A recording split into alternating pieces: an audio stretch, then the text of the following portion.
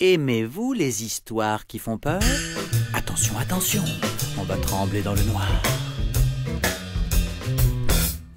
Alors là, c'est l'histoire d'un monstre terrifiant qui effrayait tout le pays. Oui, mais aujourd'hui, il doit aller chercher ses enfants à l'école. Sa grande Suzy, son petit Paul. Ah, quand il les voit, ces deux garnements, c'est plus fort que lui.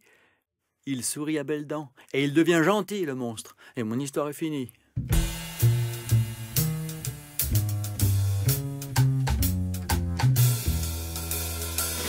Des histoires, on veut des histoires qui font peur dans le noir.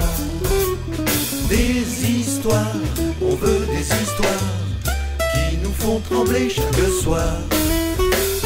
Des histoires, on veut des histoires qui font peur dans le noir. Alors là, attention, si vous n'avez pas peur, c'est l'histoire d'un dragon qui vivait dans la montagne. Oh, il pétait le feu, hein. Il faisait des glissades, il faisait des batailles de boules de neige, et tout seul, ça n'est pas facile. Bien sûr, son rêve, ça aurait été d'avoir des amis, mais il était seul, hiver comme été, et mon histoire est terminée. C'est vrai que si elle avait été plus longue, il aurait peut-être pu avoir des amis, mais là, il peut avoir des aventures, mais je reconnais, c'est un peu court. C'est vrai que ça fait pas peur. Des histoires, Vous auriez voulu quelque chose de... des histoires. Attendez, je cherche, bah, j'en ai. Qui font trembler chaque Non, j'en ai soir. plein. Alors, des histoires qui font très très peur, oui. Alors là, c'est une histoire qui est plutôt triste. Elle commence plutôt tristement parce que c'est l'histoire d'une vieille dame qui avait eu un gros chagrin.